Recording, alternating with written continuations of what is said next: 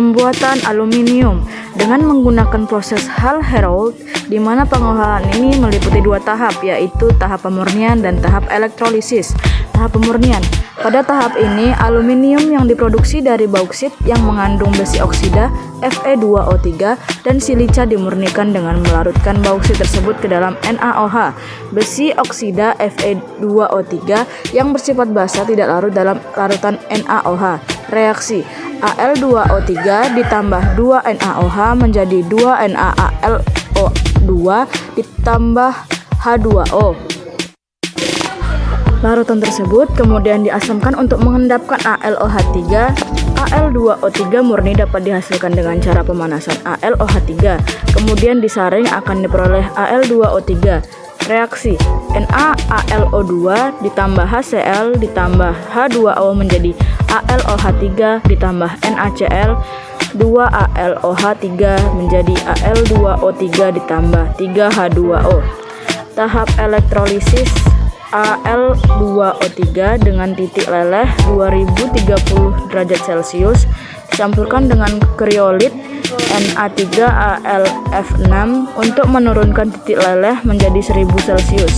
Larutan Al2O3 dalam kriolit dielektrolisis menggunakan karbon sebagai katode dan anode. Pembuatan besi.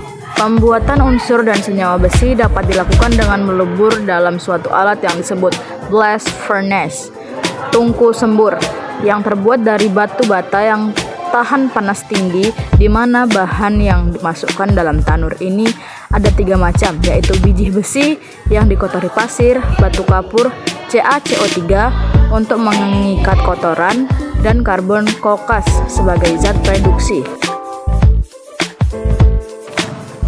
Pembuatan tembaga (Cu). Tembaga diekstraksi dari tembaga pirit dengan metode pirometalurgi. Hal ini melibatkan proses reduksi logam, di mana ekstraksi ini melibatkan langkah-langkah yaitu penghancuran dan pemekatan, pemanggangan, peleburan atau pelelehan, dan besemerisasi. Adapun tahapannya adalah tembaga diekstraksi dari tembaga pirit. Tembaga pertama dihancurkan dan kemudian disaring. Biji yang hancur ini dipekatkan dengan proses floatasi berbuih. Biji pekat dipanggang di perapian tungku reverberatori dengan suplai udara bebas. Biji yang dipanggang dicampur dengan kokas dan pasir dan kemudian dilebur dalam tanur tiup dengan adanya udara. Pada peleburan, lelehan yang terutama mengandung sulfida tembaga dengan sedikit sulfida besi yang dikenal sebagai mate dan dipindahkan ke konverter Bessemer. Dalam konverter Bessemer, logam memadat dan membebaskan gas sulfur dioksida yang menghasilkan lepuhan dalam logam yang dikenal sebagai tembaga lepuhan atau tembaga blister. Tembaga murni 99% yang dikenal sebagai tembaga blister kemudian disempurnakan. Selanjutnya pemurnian dilakukan dengan pemurnian elektrolitik. Pembuatan gas.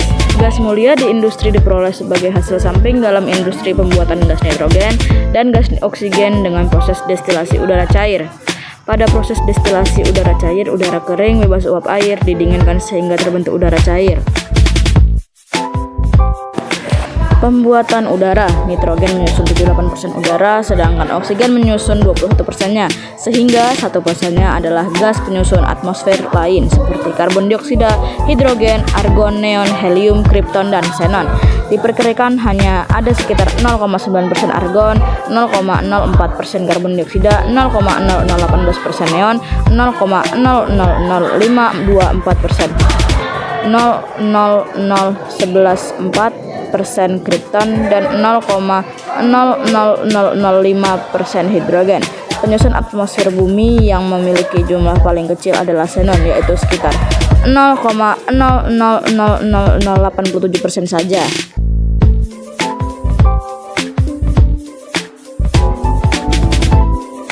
Pemisahan aluminium. Pemisahan aluminium menggunakan bauksit. Bauksit dihancurkan terlebih dahulu, lalu dipurifikasi dengan hidroksida panas dan dikalsinasi untuk menghasilkan A2O3, lalu dielektrolisiskan. Untuk mengalami elektrolisis oksida, logam harus mengalami fase lelehan dengan cara Al2O3 dilarutkan dalam lelehan kriolit. Selanjutnya pemisahan besi.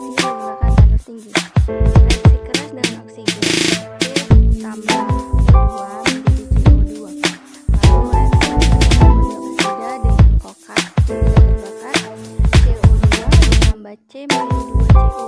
Selanjutnya ada reduksi pembicaraan udara. 3CO tambah SpO3 menjadi 3CO2. Penghilangan pengotor silikat. Penghilangan pengotor oleh kalsium oksida. CaCO3 menjadi CaO ditambah CO2. CaO ditambah SiO2 menjadi CaSiO3. Selanjutnya, pemisahan tembaga.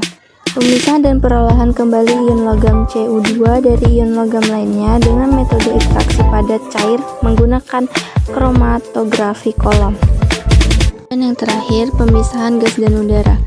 Pemisahan udara untuk memperoleh kedua senyawa nitrogen dan oksigen dalam keadaan mendekati murni dapat dilakukan secara kriogenik dan non-kriogenik. Dalam hal ini, kita akan menggunakan proses pemisahan secara kriogenik.